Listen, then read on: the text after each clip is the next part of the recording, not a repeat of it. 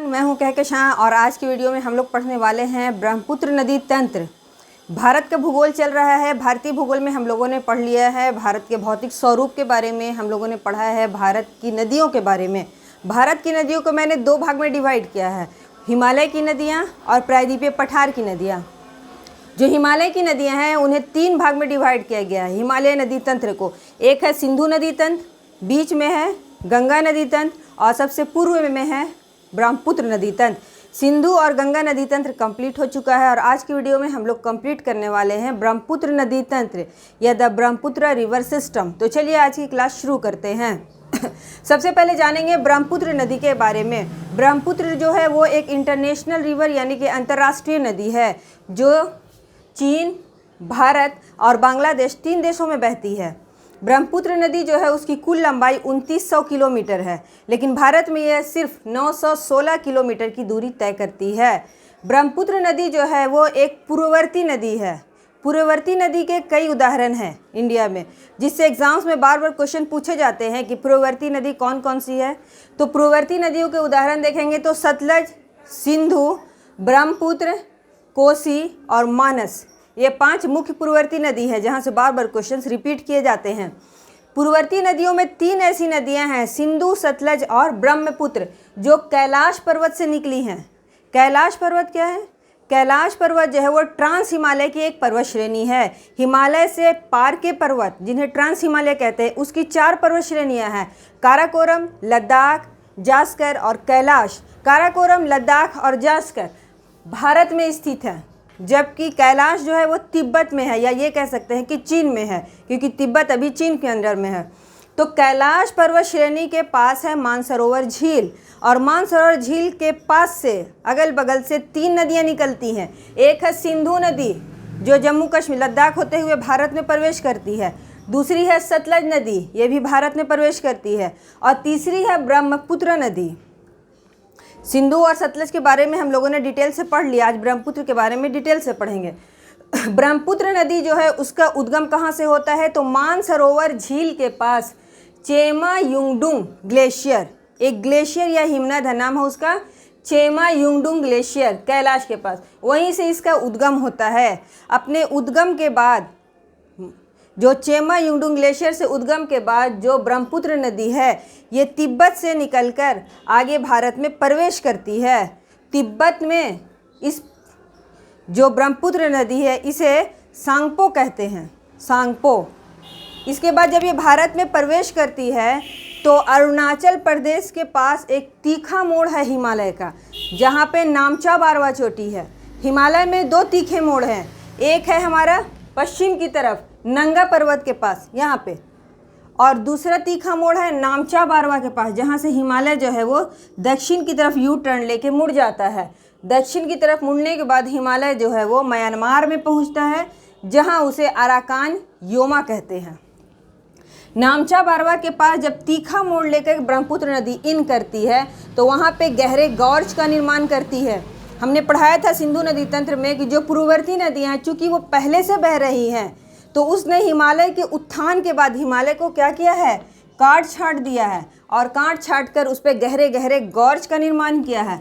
Gorge क्या है? जिन्हें महाखड्ड कहते हैं। देखिए नदी पहले से बह रही है, रास्ते में कोई पर्वत आया, नदी आई और उसने उसे काट दिया, फिर नदी आगे बढ़ गई, फिर नदी आई, फिर उसने उसे काट दिया। इस तरह वो वहाँ पर पहाड़ों को काट कर गहरे गॉर्ज का निर्माण करती है, हिंदी में महाखड्ड कहते हैं। सिंधु नदी ने सिंधु गॉर्ज का निर्माण किया है, सतलज ने भी गॉर्ज का निर्माण किया है, और यहाँ ब्रह्मपुत्र नदी भी एक गॉर्ज का निर्माण करती है।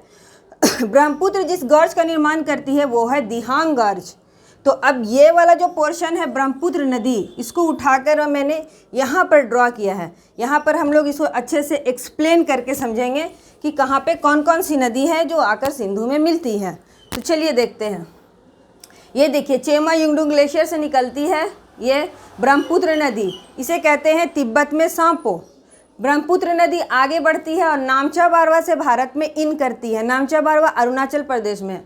यहाँ एक तीखा मोड़ है, यहाँ पास एक गॉर्ज बनाती है जिसका नाम है दिहांग गॉर्ज।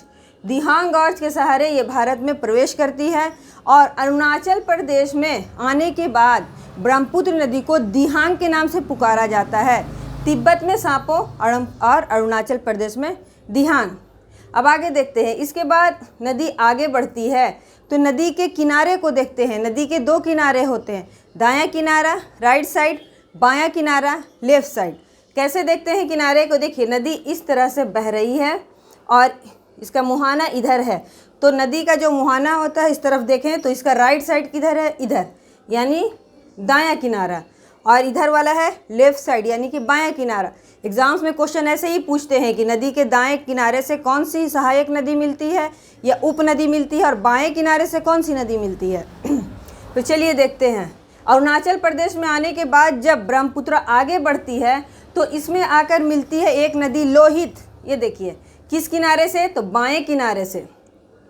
लोहित नदी की एक सहायक नदी है दिबांग, जो कि ब्रह्मपुत्र की भी सहायक नदी होगी। तो लोहित में आकर मिलती है दिबांग नदी, और फिर ये दोनों नदियां आकर मिल जाती हैं ब्रह्मपुत्र में, और इसके बाद ब्रह्मपुत्र असम राज्य में प्रवेश करती है। असम में आने के बाद इसका नाम पड़ जाता है ब्रह्मपुत्र नदी। ब्रह्मपुत्र नदी को असमी भाषा में लुइत भी कहते हैं, लुइत याद रखेंगे। ब्रह्मपुत्र नदी जब असम में इन करती है तो बहुत सारे छोटे बड़े द्वीपों का निर्माण करती है। इनमें जो सबसे बड़ा द्वीप है उसका नाम है माजुली द्वीप। माजुली जो है वो भारत का ही नहीं, पूरे विश्व का, वर्ल्ड का सबसे बड़ा जो है वो नदी द्वीप है, और इसी के नाम पर माजुली जिला या माजुली डिस्ट्रिक्ट भी है, जो कि भारत का एकमात्र क्या है? जलीय जिला है या नदीय जिला कह सकते हैं। आगे जब माजुली द्वीप बनाने के बाद असम में जब प्रवेश करती है तो ये अपने साथ बहुत सारे गाद या सेडिमेंट्स लेकर आती है।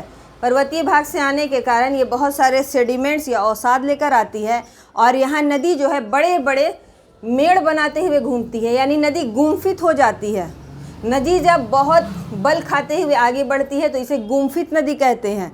इसे मियांडर भी कहते हैं, रिवर मियांडर, क्योंकि एशिया माइनर की मियांडर नदी जो है ऐसे ही टेढ़े मेढ़े मोड़ों से होकर गुजरती है, उसी के नाम पर इसे रिवर मियांडर भी कहते हैं। तो असम में ये रिवर मियांडर बनाती है। आगे बढ़ती है जब ब्रह्मपुत्र नदी देख रहे हैं तो इसमें आकर मिलती है बाएं तरफ से बूढ़ी दिहांग, जिसे दिबांग भी कहते हैं। बूढ़ी दिहांग नदी आगे इसमें मिलती है। इसके बाद ब्रह्मपुत्र नदी आगे बढ़ती है तो इसमें आकर दाईं तरफ से एक नदी मिलती है सुबनसिरी, जो कि तिब्बत से निकली है। सुबनसिरी दाएं तरफ से मिलने वाली नदी है और ब्रह्मपुत्र की सबसे लंबी सहायक नदी है।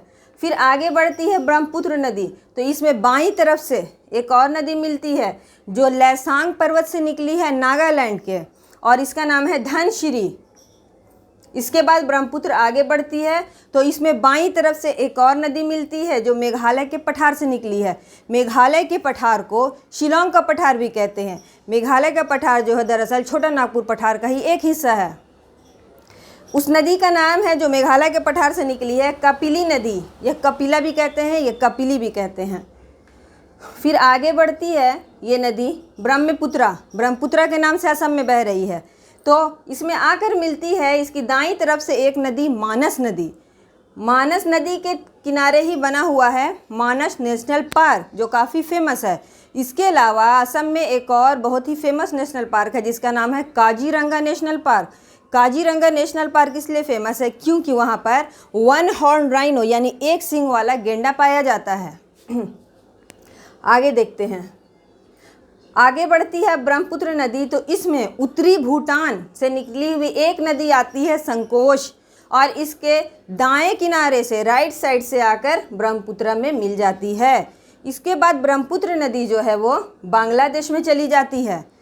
ये भारत की सीमा ख़त्म हो गई और इसके बाद ये बांग्लादेश चली गई। बांग्लादेश में सिक्किम राज्य से, ये सिक्किम देख रहे हैं, सिक्किम के जेमू ग्लेशियर से निकलती है एक नदी तीस्ता नदी सिक्किम के बाद वेस्ट बंगाल में इन करती है और उसके बाद बांग्लादेश में जा कर के मिलती है ब्रह्मपुत्र से। रंगपुर के पास बांग्लादेश में एक जगह है रंगपुर, यहीं मिलती है तीस्ता नदी। तो कहाँ, किस किनारे से? दाएं किनारे से। इसके बाद बांग्लादेश में जब चली जाती है ब्रह्मपुत्र नदी तो वहाँ इसे कहते हैं जमुना, इसका नाम जमुना पड़ जाता है। और इस जमुना यानी कि ब्रह्मपुत्र में आकर मिलती है गंगा नदी की एक धारा। देख रहे हैं यहाँ से गंगा है और ये आके मिलती है यहाँ इसमें, ये ब्रह्मपुत्र है और इसमें आके मिलती है गंगा की धारा। गंगा को बांग्लादेश में पद्मा कहते हैं, यानी पद्मा और जमुना जब एक साथ मिलकर आगे बढ़ती हैं तो इसे कहते हैं मेघना नदी। और ये गंगा और ब्रह्मपुत्र की जो जलधारा है ये आगे बढ़ के देख रहे हैं यहाँ पे डेल्टा बनाती है, जो कि विश्व का सबसे बड़ा डेल्टा है, गंगा ब्रह्मपुत्र का डेल्टा, जिसे सुंदरवन डेल्टा कहते हैं। इस डेल्टा का नाम सुंदरवन डेल्टा इसलिए है क्योंकि यहाँ सुंदरी नाम के पेड़ पाए जाते हैं। यहाँ पे जो वनस्पति मिलती है वो मैंग्रोव टाइप की मिलती है, यानी कि ज्वारीय वन पाए जाते हैं। जब हम लोग वन वाला चैप्टर पढ़ेंगे तो उसको डिटेल से पढ़ेंगे और डेल्टा के चैप्टर में डेल्टा को डिटेल से पढ़ेंगे। तो यहाँ तक हुआ ब्रह्मपुत्र के बारे में, ब्रह्मपुत्र में मिलने वाली उसकी सहायक नदियाँ और उसके नाम। अब देखते हैं ब्रह्मपुत्र के बारे में कुछ और पॉइंट्स को। सबसे पहले देखेंगे कि ब्रह्मपुत्र के तट पर कौन कौन से शहर बसे हैं। तो सबसे पहले है गुवाहाटी, डिब्रूगढ़ और तेजपुर, ये 3 शहर इसके तट पर बसे हुए हैं। अब देखेंगे कि ब्रह्मपुत्र नदी पर 2 ब्रिज बनाए गए हैं जो काफ़ी फेमस है। एक ब्रिज यहाँ देख रहे हैं लोहित नदी के ऊपर बनाया गया है। लोहित नदी को लाल नदी भी कहते हैं, खूनी नदी भी कहते हैं, क्योंकि लोहित नदी पर के रास्ते में जो मिट्टी मिलती है वो रेड कलर लाल रंग की है। तो जब लोहित का पानी उसके ऊपर से गुजरता है तो उसका रंग लाल हो जाता है, इसीलिए इसे खूनी नदी भी कहते हैं।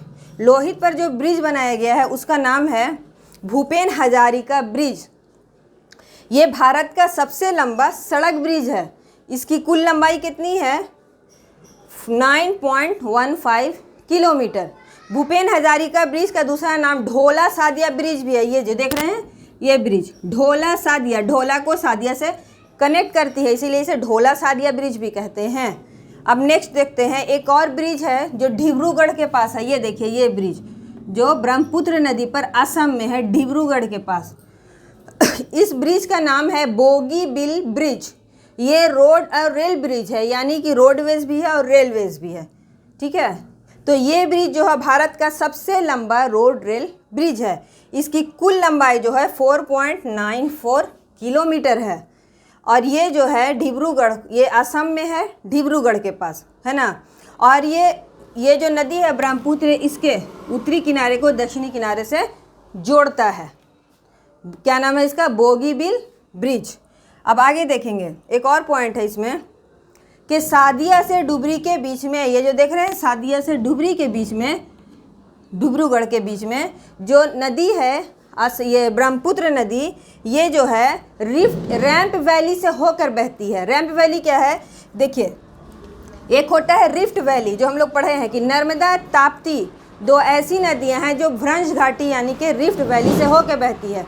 इसके अलावा एक नदी है दामोदर, छोटा नागपुर पर बहने वाली दामोदर नदी जो है वो भी कहाँ से बहती है? तो रिफ्ट वैली से होकर बहती है। बहुत बार एग्जाम में क्वेश्चन पूछा जाता है, लेकिन ज़्यादा प्रश्न नर्मदा और ताप्ती से आते हैं। एक होता है रैंप वैली। रैंप वैली किसे कहते हैं? देखिए, जब कोई आसपास के 2 क्षेत्र ऊपर उठ जाते हैं, ये कोई 2 क्षेत्र है, ये ऊपर उठ गया, इधर का और इधर का, ये देख रहे हैं ये भी ऊपर उठ गया और ये वाला पार्ट भी ऊपर उठ गया, तो नीचे में जो वैली बनती है उसे कहते हैं रैंप वैली। तो एक तरफ है हिमालय और दूसरी तरफ है मेघालय का पठार, और इसके बीच में जो रैंप वैली है इसी से होकर बहती है ब्रह्मपुत्र नदी। अब इसमें लास्ट में पॉइंट देख लेते हैं कि इसके दाएं किनारे से कौन कौन सी नदी मिलती है और बाएं किनारे से कौन कौन सी। तो देखिए, दाएं साइड से मिलती है सुबनसिरी, मानस, भरेली, संकोश और तीस्ता, और बाएं किनारे से मिलती है दिबांग, लोहित, धनसिरी, कपिली और बूढ़ी दिहांग। और इसके लिए एक इंटरेस्टिंग फैक्ट है लास्ट में ब्रह्मपुत्र से रिलेटेड, वो ये कि ब्रह्मपुत्र एक ऐसी नदी है जिसे अलग अलग भागों में अलग अलग नामों से जानते हैं। तिब्बत में सांपो कहते हैं, तिब्बत के बाद अरुणाचल प्रदेश में इन करती है तो दिहांग कहलाती है, अरुणाचल के बाद आसाम में प्रवेश करती है तो वहाँ इसे ब्रह्मपुत्र कहते हैं, और असमी भाषा में ब्रह्मपुत्र नदी को लुइद भी कहते हैं। आसाम के बाद ये चली जाती है बांग्लादेश, बांग्लादेश में इसे जमुना कहते हैं, और जब ये गंगा से मिल जाती है तो आगे मेघना कहलाती है। तो आज के लिए इतना ही, मिलते हैं फिर नेक्स्ट वीडियो में, तब तक के लिए thank you and take care.